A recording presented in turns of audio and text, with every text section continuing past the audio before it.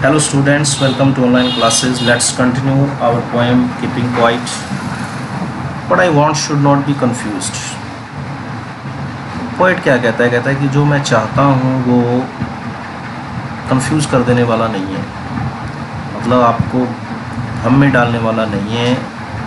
With total inactivity, वो कहता है कि आप कंफ्यूज होकर के इसे टोटल इनएक्टिविटी ना समझें, संपूर्ण निष्क्रियता ना समझें। Life is what it is about. वो कहता है कि इसका संबंध जीवन से है, इसका जो केंद्र है वो जीवन है। मतलब कहता है कि कार्य का नाम, कार्य की निशानी जीवन है, मतलब काम करते रहना ही जीवन है।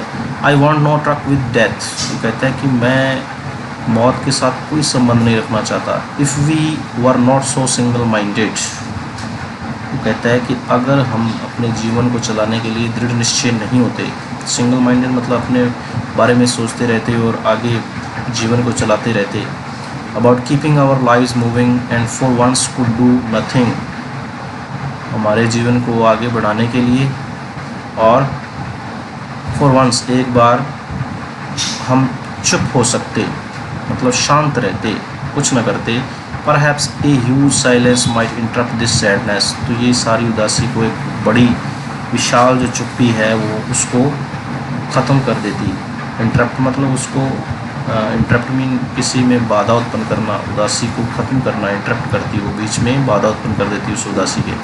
ऑफ नेवर अंडरस्टैंडिंग आवरसेल्व्स, वो कहता है कि हमने कभी भी अपने आप को, समय को समझा नहीं, अपने आप के बारे में जाना नहीं।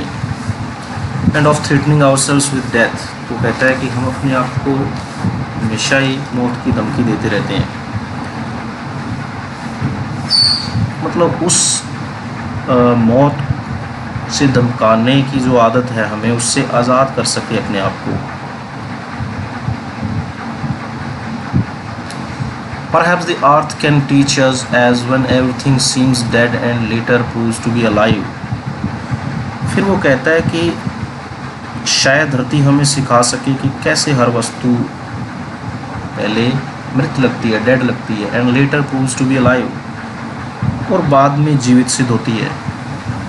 Now I will count up to 12 and you keep quiet and I will go.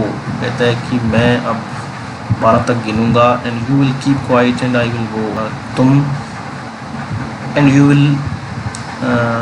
You keep quiet and I will go, तुम चुप रहोगे और मैं चला जाऊंगा। तो यहाँ पे पोइट क्या कहता है कि पूरी तरह से निष्क्रियता नहीं चाहता।